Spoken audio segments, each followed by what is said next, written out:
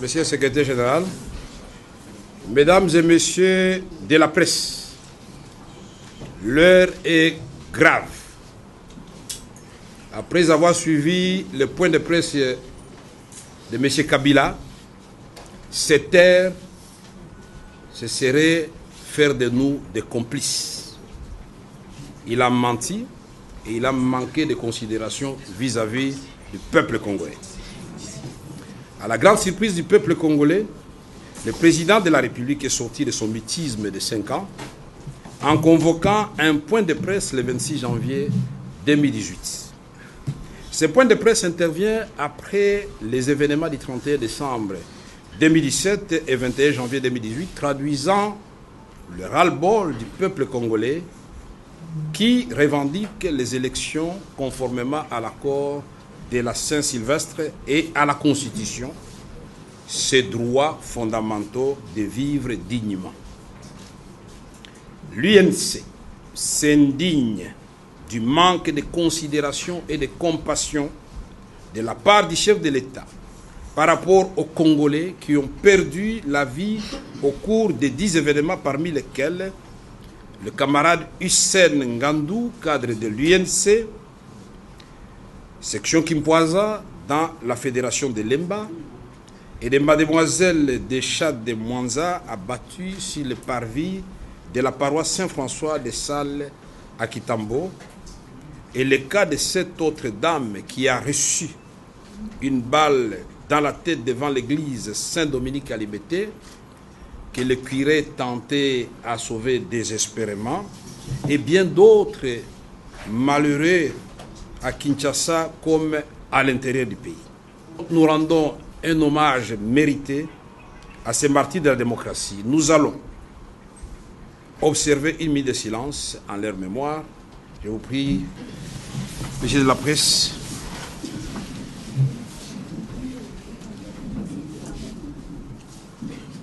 Je vous remercie.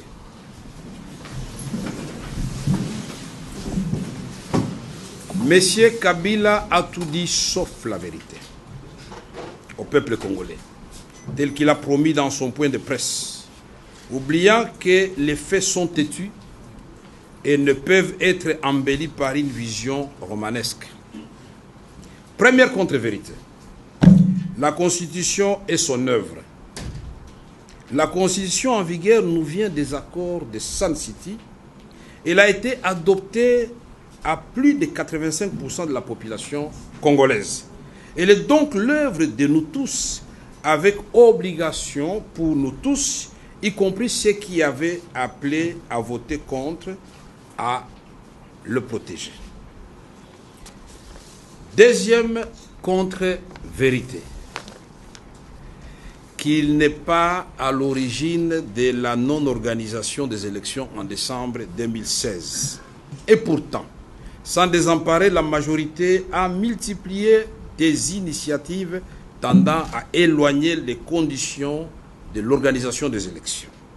On se souvient du fameux ONIP, Office national d'identification de la population, de triste mémoire, et du projet de loi électorale qui conditionnait la tenue des élections à l'organisation du recensement général de la population.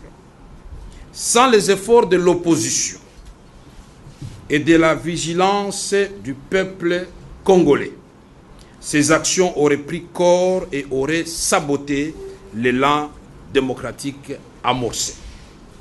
Et depuis, chaque occasion qui est donnée à la majorité se transforme en préalable et en contrainte pour aller aux élections. On se souviendra du calendrier promulgué en 2016 qui incluait même les élections locales et municipales, question d'alourdir la machine et de gagner du temps.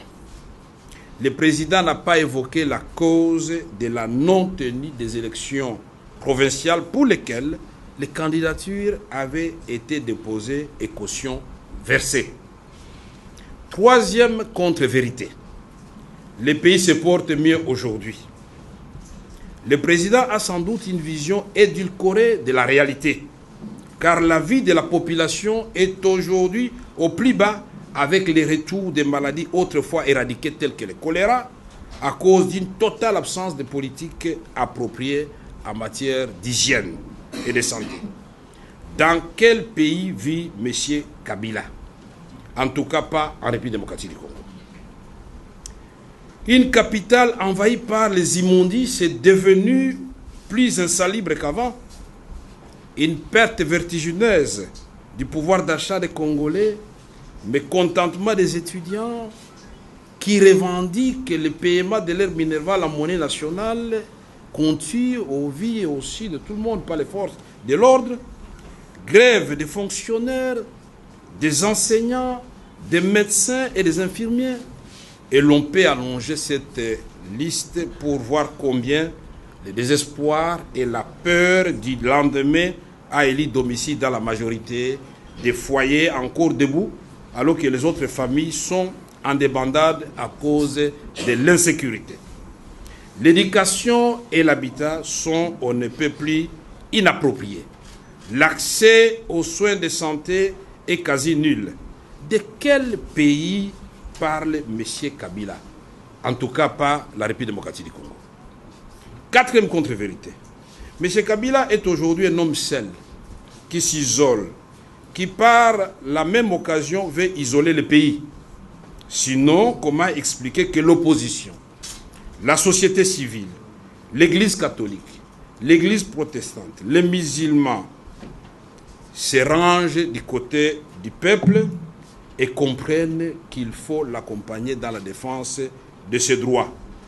Comment se fait-il qu'il soit le seul à ne pas voir ce que tout le monde voit?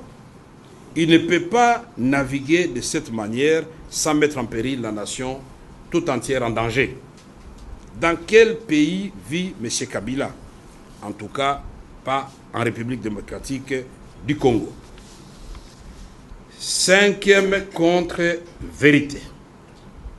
Choisir entre la démocratie et le développement. Chercher à établir un conflit entre le développement et la démocratie, c'est mal cacher ses intentions de demeurer éternellement au pouvoir, car il n'y a pas de développement sans démocratie, ni démocratie sans développement. Les deux sont intimement liés, ils évoluent en binôme, de telle sorte qu'investir dans la démocratie, c'est investir dans le développement. M. Kabila, connaît-il le Ghana, l'Afrique du Sud, la Tanzanie, le Sénégal, le Mozambique, la Namibie? Je peux allonger cette liste. Et cette problématique du conflit développement-démocratie ne se pose pas dans ces pays. Dans quel monde vit M. Kabila? En tout cas, pas en République démocratique du Congo. Sixième contre-vérité. M. Kabila a voulu transformer les Zaïrois que nous étions en Congolais. Parce que estimait-il que nous étions des barbares, peut-être des jouisseurs, des nuls. C'est une insulte contre le peuple congolais que je ne peux tolérer. J'ose croire qu'il s'agit là de lapsus lingua de la part de M. Kabila. Et j'exige qu'il puisse retirer cette phrase insultante vis-à-vis du peuple congolais. Où était-il en ce moment où nous étions Zaïrois? Était-il Zaïrois comme nous?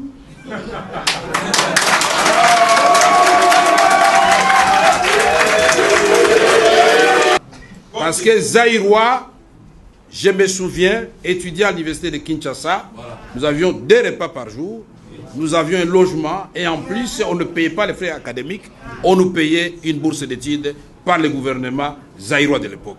C'est ce qu'il a voulu transformer. En tout cas, il a réussi à le faire parce qu'il nous a plongé dans une misère noire.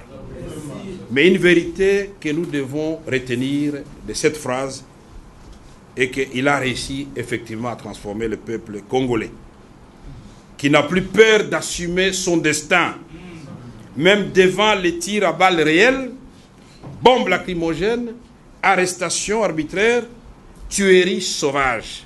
Ça, c'est une transformation positive. Septième contre-vérité. Les forces de sécurité n'ont pas tué. Elles ont rétabli l'ordre. Non, M. Kabila, les forces de sécurité n'ont pas rétabli l'ordre. car l'ordre n'était pas perturbé. Ils ont tué, blessé, arrêté, humilié, déshabillé et violé les Congolais.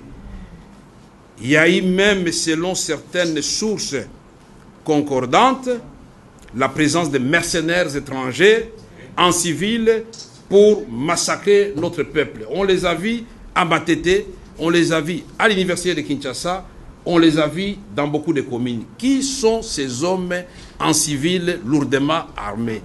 Qui sont ces hommes en civil cagoulés? La guerre contre le peuple congolais? Non, M. Kabila. Votre rôle, c'est d'apporter des solutions aux problèmes du peuple congolais et non pas lui faire la guerre. 8e contre-vérité. Le CEL, c'est le comité laïque de coordination, n'est pas à la base de la mort de paisibles citoyens comme l'a prétendu M. Kabila. C'est plutôt M. Kabila, commandant suprême d'une armée et d'une police qui ont oublié leur mission régalienne de défendre le territoire national, les personnes et leurs biens qui sont à la base des morts et de la perturbation de l'ordre public. 9e contre-vérité. M. Kabila dit que l'Église ne doit pas se mêler de la politique du pays. Réponse du pape: l'Église doit être aux côtés du peuple opprimé et elle a le droit de donner son opinion sur la marche du pays et de dénoncer tout ce qui est considéré comme violation des droits de l'homme. 10e contre-vérité. M. Kabila n'a pas l'intention de quitter le pouvoir comme il a prétendu. Il n'a pas l'intention de quitter le pouvoir par les élections.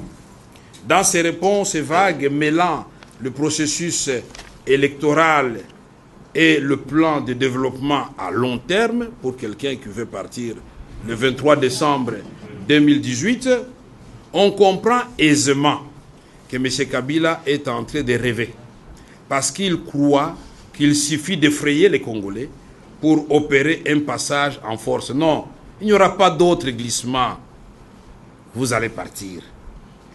Le peuple congolais, nous avons le droit de revendiquer nos droits fondamentaux, y compris par les manifestations pacifiques prévues dans la Constitution de la République, qui n'appartient pas à M. Kabila. C'est un contrat social qui régit tout notre pays. Lèvons-nous et marchons. Marchons, marchons et marchons jusqu'à ce que la volonté du peuple l'emporte sur la dictature. L'INC sera toujours du côté du peuple congolais pour défendre son droit sacré de vivre dans la dignité sur la terre de ses ancêtres. Toujours ensemble, et que Dieu bénisse le peuple congolais. Je vous remercie.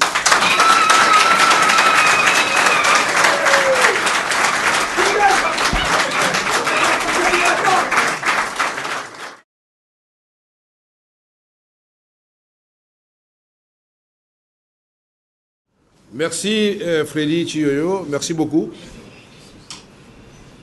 Le budget de 1,2 milliard, d'abord ce budget est faux, on l'a gonflé. Et qu'est-ce que ça vaut 1,2 milliard de dollars américains par rapport aux milliards de dollars détournés par quelques individus, quelques familles? Vous le savez très bien, les malades, mais on n'avait jamais vendu un seul carré minier au Katanga.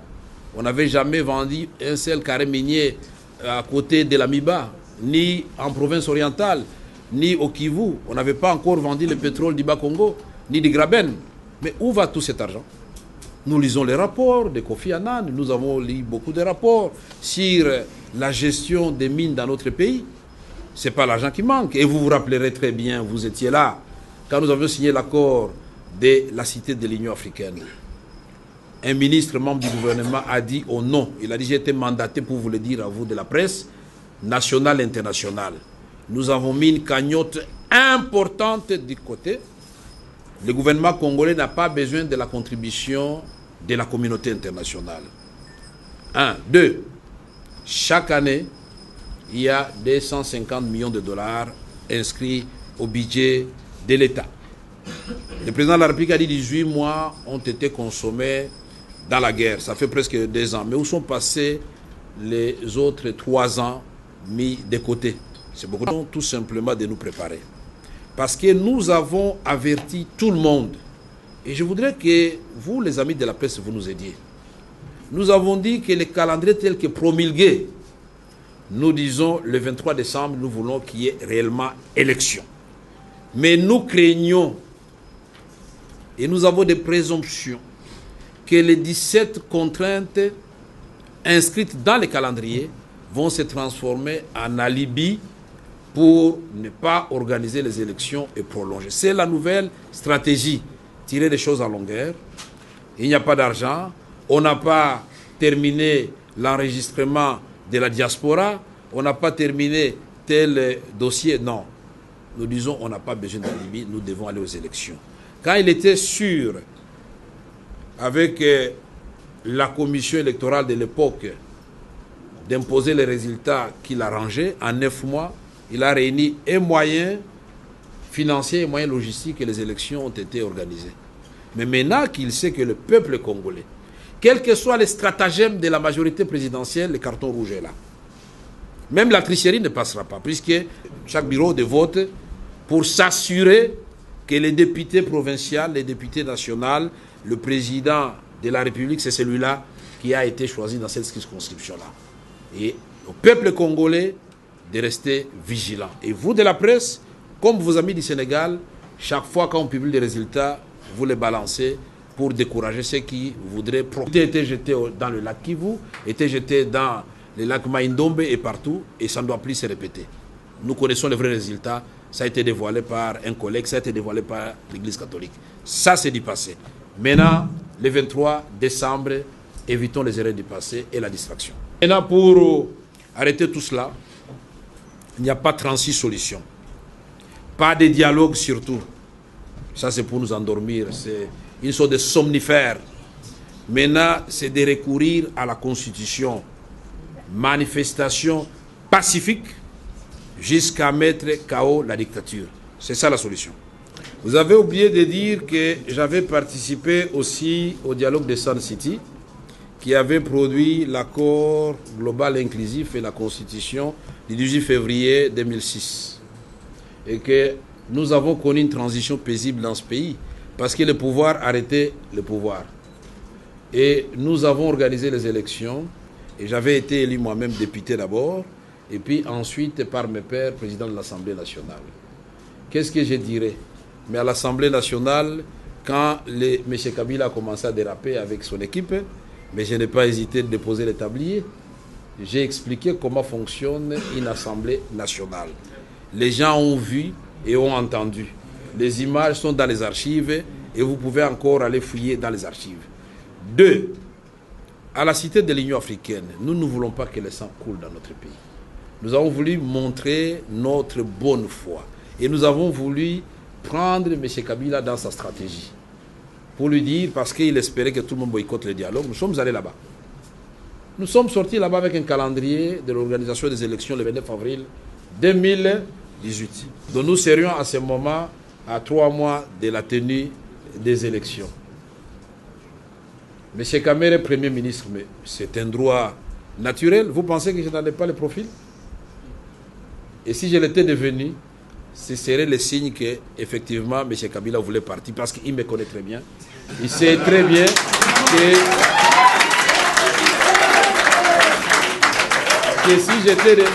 si j'étais devenu Premier ministre, j'allais gérer le gouvernement avec toutes les prérogatives reconnues au chef du gouvernement. Je dis bien toutes les prérogatives. Y compris donner les moyens à la CENI, veiller à la sécurité des hommes et de leurs biens, la santé des Congolais, veiller à l'éducation. Quand les étudiants revendiquent, dialoguer avec les étudiants et résoudre, parce que la dollarisation de l'économie avait été décriée par le président de la République lui-même. Et quand les étudiants décrient cela, vous nous demandez de payer les Minerval au taux de 160, pendant que nos parents sont payés autour de 920. Et vous tuez les étudiants. N'y avait-il pas moyen de résoudre ces problèmes sans tuer les étudiants? Donc nous allons faire beaucoup de choses. Je ne suis pas un mécontent pour la primature. Je suis en colère de voir que notre peuple est chosifié. De voir que nous connaissons maintenant le Congo d'en bas et le Congo d'en haut. 99% des Congolais croupissent dans la misère. Et c'est cela la colère. Mécontent, oui, parce que nous constatons qu'à 2 reprises, nous lui avons donné l'occasion de sortir par la grande porte. Des accords. Aucun président africain n'a eu cette occasion. Vous épuisez vos mandats, il n'y a pas de guerre, on vous dit non, monsieur le président, nous vous ajoutons 1 année. Église catholique, tout le monde confondu, tout parti politique, société civile. Et ceux qui n'avaient pas participé à la cité de l'Union africaine ont fini quand même par signer avec la même majorité au pouvoir. Nous n'étions pas dupes. Nous avons donné 1 année. Ça passe vite. Le président Kabila a dit, voici l'accord, je vais l'appliquer intégralement. Mensonge. Puisque cet accord avait prévu les mesures de décrispation. Et vous savez très bien qu'à ce jour, ces mesures n'ont pas été appliquées. Parce que les exilés politiques sont toujours en cavale. Les prisonniers politiques et d'opinion sont toujours en prison. Qu'est-ce que ça coûterait au président Kabila? Raisonnons en économiste maintenant en coût d'opportunité. Entre libérer Franck Diongo, Mouyambo, Diomin Dongara, les Bagayamoukou et tous les autres prisonniers politiques et d'opinion. Et tuer les Congolais, perturber l'ordre public, dépenser de l'argent pour acheter des bombes lacrymogènes et des balles. Qu'est-ce qui coûte moins cher? Qu'est-ce qui ramène la paix d'après vous? Et l'apaisement. Évitons la haine inutile. Ça, ma Congolais, Congo, il y a candidat qui y a opposition si réellement vous avez. Merci. Ezali Motuna Malamu. Motuna Nayo, Ezali Kope Sangai Nzela, Yakoblobela Banamboka ya Congo. Baeba ete leloyo tango tosi koyoka maloba ya Kabila lobby to lobby ke mboka ezali na pasi pe ezali na danger. Bofongola miso. Puisque tango na yoki lobby Kabila lobby ke ayaki po abongo la biso. Sali tozaki bazoba tozaki bato ya mayele te alinga bongo la biso tokoma banani yango nazo senga ye. Il faut retirer le qu'on a pris la kanisi monoko zanga libakute abeta kinde libaku ya monoko. Ce que ça libaku ya monoko te alors a expliqué biso alingaki a bongo la biso ndenge nini biso bazairwa. Tango tuzaki bazairwa ceux qui na comprendre malamu ya zalaki zairwa te pero wana azalaki nani to lobby lelo peuple azo senga kaka eloko moko monsieur Kabila ba lobby na yo akoro yo ndimaki wana appliquer yango pona ngo foko boma bato bande ko ngai atako basi ba lobby calendrier et si basi ba promulguer yango mais calendrier ezali bato ba lobby bazana confiance te puisque botie ba 17 contrainte venir na kati yo moko pe 5 ans olobakate il faut tomber la mosengo maboko puisque mon cardinal lobby si quand même Kabila lobby après 5 ans tomber tele maboko te lobby nao nyonso a lobby au lobby to milenge le pona ba élection non to ça système à débat bon comprendre donc kotoyo tozali ko manifester pona oya lobaki le 23 décembre élection ça le mapobiso toza ko croire ye ata mokete koto mususu toza ko milenge la po na ba élection tondimi ata mokete ke azali na makanisi ya kotike bonga soki to tindiki ete to sali manifestation te a kotika te fo lokola 2015 janvier wana de to salaka tango retiraka eloko yo ya onipe soki to lali miso boyeba pe Kinshasa oyo nde miroir ya Congo il faut bana mboka bafongola miso kaka to sengi bo appliquer ko bato bazana exil bazonga bandeko bazana prison ba Muyambo ba Franck Diongo ba Diomin Dongala na ba misusu ba kangamaki ba libérer bango puisque ekomami na kati ya accord ba dédoublement parti politique comme na MLC biso et comme na MSR je ne sais pas makambo belé kaka wana vraiment bozi mandoki bozi ba bombe bozi masasi bobeti bana mboka.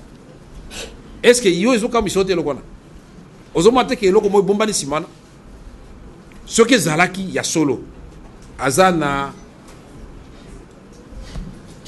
décision akokende akoloba me marche bolingi bosala ezala ntina moko te nga nazokende na ngai bino nde bomilengele oyo akolonga alonga nga nakozala na ngai arbitre puisque nazali sous candidat te omoi nde moto alingi mboka alobaka mama oyo Ellen Sirleaf Johnson na Liberia yo kanisi ke ye azangaki makasi ya kochanger constitution mboka na ye ye alobaki 8 mois avant alobi ngai na kochanger constitution te mpe na kochanger date élection te oyo bakovote aleki na kofavoriser mpe parti moko te asali bamanevre te ono tochanger bastatut ya parti na biso tochanger makambo ya loi électorale mpo totala soki parti na biso ekoganye mosala ya punda atiki balibérien bango moko baponi nani George Weah.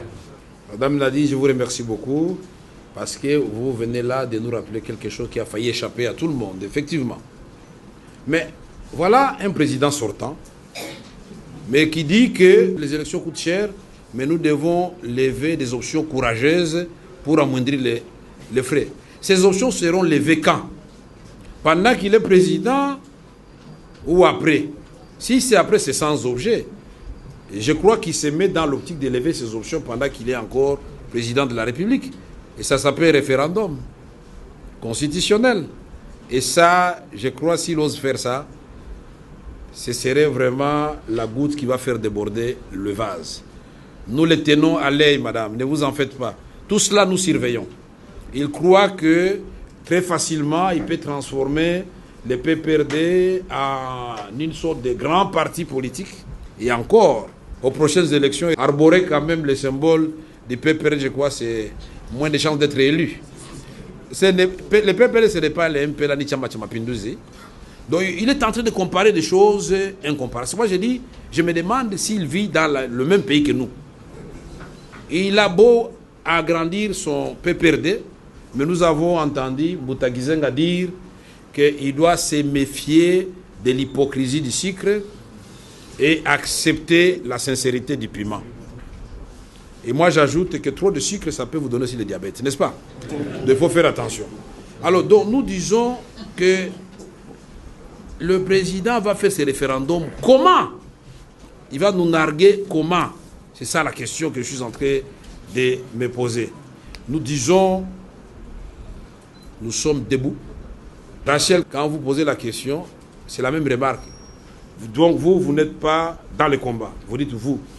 C'est comme si dans ces pays, on croit que le combat, c'est l'opposition, c'est moi qui dois le mener. C'est un combat collectif. Merci, je vous le conseille. Donc j'ai compris que nous sommes tous ensemble. Vous avez répondu à des mots et j'ai compris. Je vous remercie pour votre question. Merci beaucoup. D'abord, un message de compassion et de condoléances, encore une fois, aux familles qui ont été durement frappées. Et je voudrais maintenant, comme vous le dites, le message en direction des autorités congolaises, qu'elles abandonnent ces méthodes-là, puisqu'elles ne vont pas nous décourager. C'est notre droit de manifester. Parce que, manifestation ou pas, nous sommes en train de mourir à petit feu. Dans un environnement insalubre comme Kinshasa, nous sommes peut-être tous déjà malades sans le savoir. Le choléra tue. Est-ce qu'il y a manifestation pour que le choléra tue? Alors donc nous disons, si nous avions demandé aux Congolais de manifester en restant nous-mêmes chez nous à la maison ou à l'extérieur, vous auriez dû me poser la question, mais vous, pourquoi vous envoyez les enfants d'autrui, mais vous restez? Mais heureusement, nous sommes à l'ère des avancées technologiques qui permettent aux uns et aux autres de voir que les leaders politiques étaient bel et bien là et ont marché. J'ai marché à Bandal Saint-Michel, j'ai marché à Christ Roi Kassavubu, j'avais marché à Notre-Dame lors de la commémoration de la messe des martyrs. Et je serai toujours à côté du peuple, moi-même et toute l'équipe de l'INC. Quand les journalistes posent les questions, j'ai comme l'impression qu'ils se soustraient du peuple. Mais vous faites partie du peuple. Quelle sera notre stratégie, nous tous? Est-ce que vous êtes content de la façon dont le pays est gouverné? Est-ce que vous serez content que... Non, je voudrais que vous me répondiez. Vous serez content que les élections ne s'organisent pas à cause des stratagèmes d'un homme qui veut assouvir sa soif de rester au pouvoir contre la volonté de 80 millions de Congolais? Non, je n'ai pas entendu votre réponse. Non, c'est non. Ok, d'accord, nous sommes ensemble. Donc, nous devons nous tenir la main et ensemble, nous allons vaincre. Il n'y a aucun chef d'État, dictateur soit-il à travers le monde, qui a vaincu tout un peuple debout, qui bloque la RDC pour aller de l'avant, c'est M. Kabila. Donc, il ne faut pas chercher du midi à 14 les dédouaner en parlant de l'entourage. Vous voyez qu'aujourd'hui, je n'ai pas parlé de l'entourage, hein, puisque c'est trop facile de parler de l'entourage. Moi, mon entourage ne peut pas me précipiter vers l'abîme. Et Dieu m'a donné un esprit de discernement. Je vais dire non, non, maître Mba, je suis d'accord avec vous. Nous allons nous enterrer ensemble là-bas. Non. Je dis, monsieur le CG, le chemin que vous me conseillez là, c'est pour aller vers l'enterrement. Vous comprenez ce que ça veut dire? Donc, l'histoire se répète. Vous avez vu, tous les signaux sont là. On a commencé en 90 par la rupture de la coopération avec la Belgique. À la suite de quoi? À la suite de l'Iti Timboka, les étudiants de l'université de Lubumbashi. Ici, on a des manifestations et à l'Inikin, ça bouge. Attention, rupture de la coopération avec la Belgique. Je crois que le président n'a pas compris une chose. Schengen, c'est l'ensemble des 27 États. Donc, la gestion des visas et la gestion des Schengen, c'est en concertation entre tous ces pays-là. Vous voulez demander un visa pour aller aux Pays-Bas? Tous les pays-là vont se concerter pour vous donner le visa. Alors on prend une mesure comme ça, épidermique, et puis le lendemain, on va aller devant ce même Schengen pour demander des visas pour ses propres enfants. Mais ils vont vous dire qu'il n'y a plus de Schengen ici. Le président de la République sait très bien que en cette période ici, nous sommes dans une situation de flou juridique en ce qui concerne sa légitimité, puisque la prolongation que nous lui avons donnée était de 1 année et pas plus. Ça s'est terminé le 31 décembre 2017. C'est pourquoi je dis que j'ai comme l'impression que M. Kabila est en train de vivre dans une autre planète, pas la même que nous, puisque à l'approche du 31 décembre 2017, si vous me demandez si j'étais prémisse, si j'étais président de la République sortant, j'allais tout simplement faire un message simple à la nation. Messieurs de l'Église catholique, peuple congolais, messieurs de l'opposition, société civile, je vous ai compris. J'ai compris que le problème, c'est l'application du chapitre 5 de l'accord, qui prend les mesures de décrispation, qui refuse le dédoublement des partis politiques, qui prône la restructuration, et si il faut ajouter le chapitre 4 de la CENI, parce que le délégué de l'IDP devait y être incorporé. Et aujourd'hui, après les communiqués de New York, nous devons accepter le groupe d'experts pour fiabiliser la CENI. Réponse simple et dire au peuple congolais, nous allons aux élections qui vont se tenir le 23 décembre. C'est la dernière date et j'attends faire la remise-reprise avec celui que vous allez élire. Voilà ce que j'allais dire si j'étais président de la République. Merci, mesdames et messieurs de la presse. Merci, camarades membres du parti, pour votre présence nombreuse, et camarades membres d'autres partis et de la société civile. Merci beaucoup.